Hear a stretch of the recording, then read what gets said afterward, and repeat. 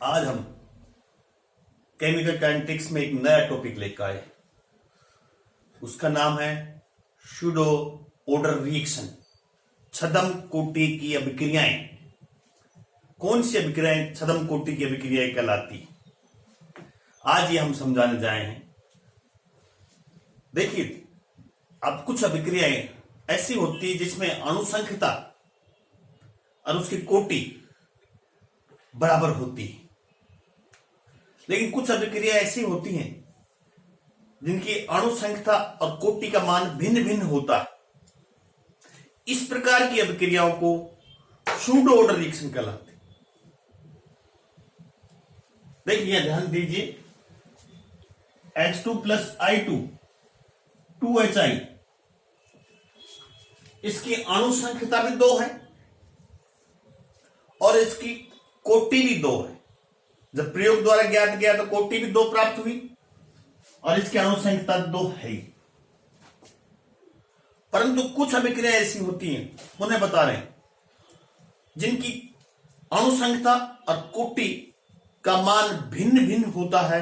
ऐसी अभिक्रियाओं को छद्म कोटि की अभिक्रियाएं कहते हैं। अब यहां मैं 3 उदाहरण से समझाएंगे इस बात,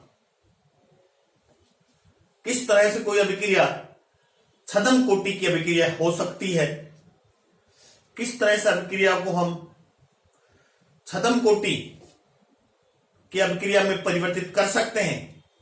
मान लीजिए किसी आपके पास 2 रिएक्टेंट, किसी एक रिएक्टेंट की सांद्रता को बढ़ाकर या किसी दूसरे रिएक्टेंट की सांद्रता को कम करके अभिक्रिया की कोटि में परिवर्तन किया जा सकता है। यहां हम कुछ उदाहरण लेने जा रहे हैं आपको। उन्हें सुन लीजिए। कुछ अभिक्रियाएं ऐसी होती है जिनकी अणुसंख्यता मोलिकुलरिटी और कोटि का मान अलग अलग होता है। ऐसी अभिक्रियाएं सूडो ऑर्डर रिएक्शन कहलाती है। यह हम पहले अपने यूट्यूब में पढ़ा चुके। अणुसंख्यता मोलिकुलरिटी एक सैद्धांतिक राशि है और कोटि एक प्रायोगिक राशि। इस बात को माइंड में रखिए। अणुसंख्यता सैद्धांतिक राशि और कोटि एक प्रायोगिक राशि, प्रयोग द्वारा ही निर्धारित की जा सकती। अब हम इस प्रकार के उदाहरण लेंगे कुछ अभिक्रियाओं के जिनमें अणुसंख्यता का मान और कोटि का मान भिन्न भिन्न है। पहला उदाहरण, अम्ल की उपस्थिति में एस्टर का जल अपघटन, hydrolysis of ester in presence of acids. Acid की उपस्थिति में एस्टर का जल अपघटन। देखिए, एथिल एस्टेट, ये एस्टर है, CH3 से double C2H5 plus H2। Acid की उपस्थिति में ये एस्टिक एसिड और एथेनॉल देता है। ये अभिक्रिया प्रथम कोटि, जबकि अणुसंख्यता इसकी 2 है। एक एथिल एस्टेट अणु है, दूसरा वाटर, तो इसकी अणुसंख्यता होगी, मोलिकुलरिटी होगी 2। परंतु प्रयोग द्वारा जब निर्धारित की गई इसकी कोटि, तो इसकी कोटि पाई गई 1 एथिल एस्टेट। अर्थात अभिक्रिया वेग केवल एथिल एस्टेट की सांद्रता पर निर्भर करता है, जल की सांद्रता पर निर्भर नहीं करता, क्योंकि जल की मात्रा को यहां एक्सेस में लिया गया है, आधिक्य में लिया गया है।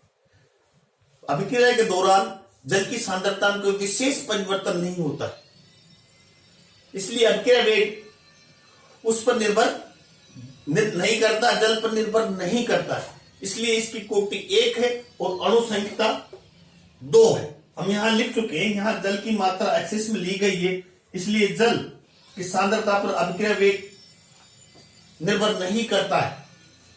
इस अभिक्रिया की अणुसंख्यता 2 है और कोटि 1 है। यहां जल सांद्रता में कोई विशेष परिवर्तन नहीं होता है, तो हम जल की सांद्रता को क्या मान लेते हैं, कांस्टेंट मान लेते हैं। तो भी हम लिख सकते हैं इफेक्टिव रेट ला, प्रायोगिक रेट ला, K dash upon K double dash H2O, दोनों के बराबर 1 K। तो मतलब अब के वे किस पर निर्भर कर रहा है, एथिल एस्टेट की सांद्रता पर निर्भर कर रहा है केवल एक अणु। अब एथिल एस्टेट की सांद्रता पर निर्भर कर रहा है, इसलिए अभिक्रिया कोटि एक हो। अणु संख्या 2 है, 2 अणु भाग ले रहे हैं, एक एथिल एस्टेट और दूसरा जल। दूसरा उदाहरण लेंगे, इन्वर्जन ऑफ केन शुगर, इच्छू शर्करा का प्रतिपन।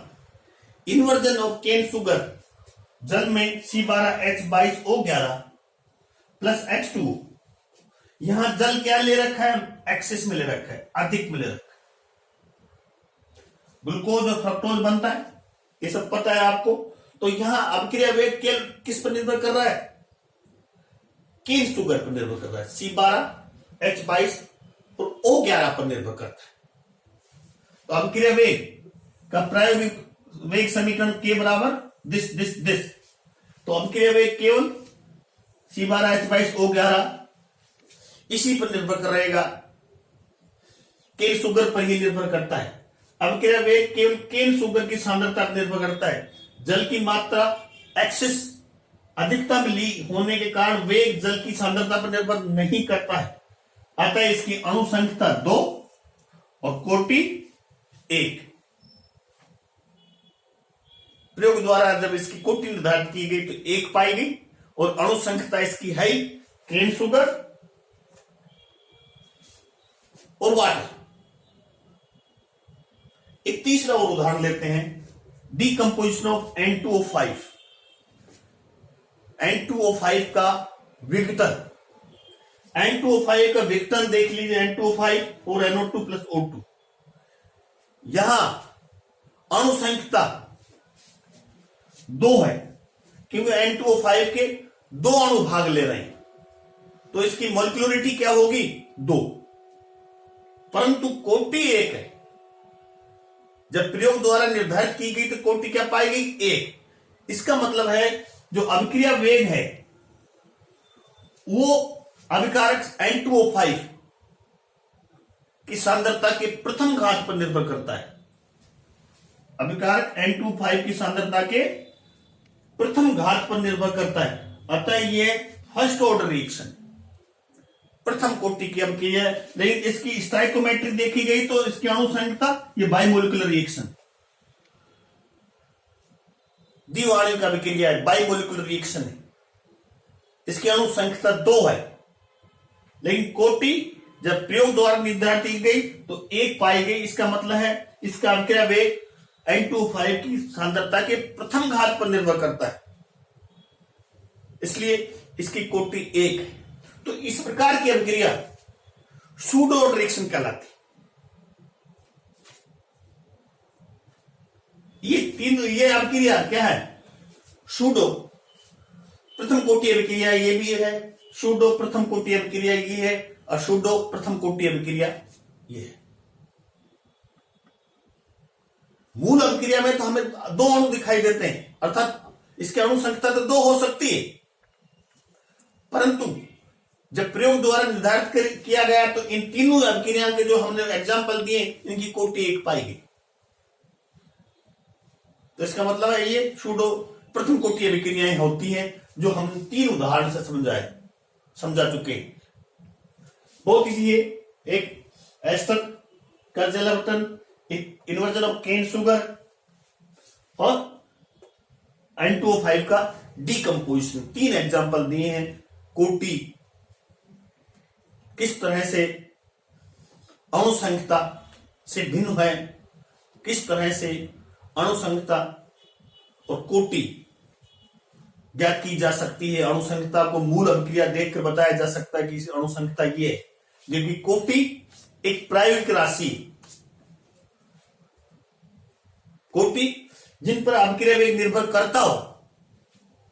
जैसे यहां देख तो N2O5 के 2 अणु, लेकिन कोटि 1 है, क्योंकि N2O5 की प्रथम सांद्रता की प्रथम घात पर अभिक्रिया वेग rate of reaction depend on the first power of N2O5 concentration, that is known as the first order reaction.